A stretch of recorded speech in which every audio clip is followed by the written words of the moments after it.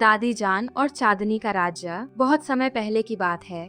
एक छोटे से गांव में दादी जान अपने 3 पोतों अली, हसन और मरियम के साथ रहती थीं। दादी जान बड़ी समझदार और स्नेही थीं। रात को खाना खाने के बाद वह अक्सर अपने पोतों को चांदनी में बैठाकर गांव की पुरानी कहानियां सुनाती थीं। दादी जान का मानना था कि चांदनी में एक खास जादू होता है। वह कहती, चांदनी का यह जादू केवल उन लोगों को दिखता है जिनका दिल साफ और सच्चा हो। बच्चे उनकी बात बड़े ध्यान से सुनते, लेकिन कभी कभी वे सोचते कि यह केवल एक कहानी है। चांदनी का राज। एक रात जब चांद अपनी पूरी रोशनी के साथ चमक रहा था, दादी जान ने पोतों से कहा कि वे रात को बाहर जाएं और चांदनी को ध्यान से देखें। अली और हसन डर गए और बोले, हम बाहर नहीं जाएंगे, रात को डर लगता है। लेकिन मरियम निडर थी। उसने हिम्मत दिखाते हुए कहा, मैं जाऊंगी।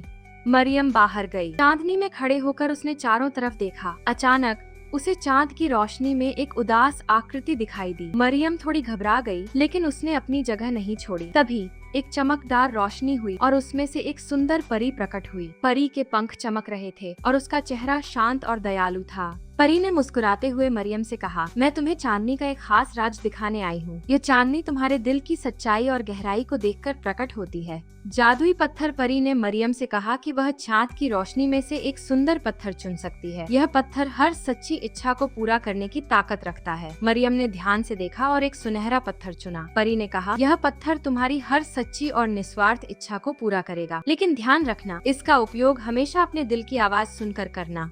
दादी जान की बीमारी। कुछ दिनों बाद दादी जान बीमार हो गयी। उनकी हालत दिन ब दिन बिगड़ने लगी। मरियम ने वह सुनहरा पत्थर दादी जान को दिया और कहा, यह पत्थर आपके लिए है ताकि आप जल्दी ठीक हो जाएं। दादी जान ने पत्थर को हाथ में लेकर कहा, मेरी प्यारी बच्ची, तुम्हारा दिल सच्चा है और यही तुम्हारी सबसे बड़ी ताकत है। एक रात दादी जान ने सपना देखा कि वह चांदनी में चल रही है। वहाँ एक सुंदर बगीचा था जिसमें हर प्रकार के रंग बिरंगे फूल खिले हुए थे।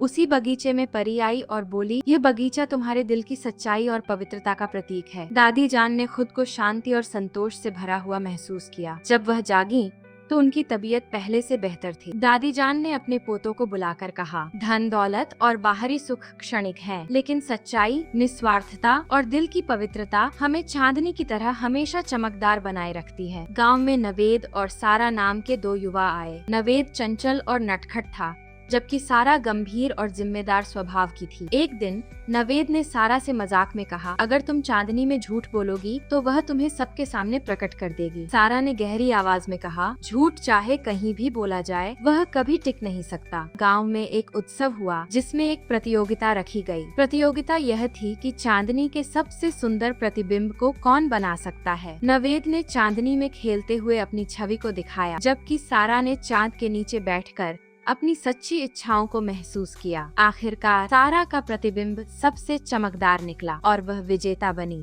नवेद ने सारा से कहा, तुम्हारा प्रतिबिंब चांदनी की तरह था। तुमने मुझे सच्चाई और पवित्रता का महत्व सिखाया। कहानी का संदेश, सच्चाई, निडरता और निस्वार्थता ही जीवन को रोशन और अर्थपूर्ण बनाती है। चांदनी की तरह हमारा दिल भी तभी चमकता है जब वह साफ और सच्चा हो।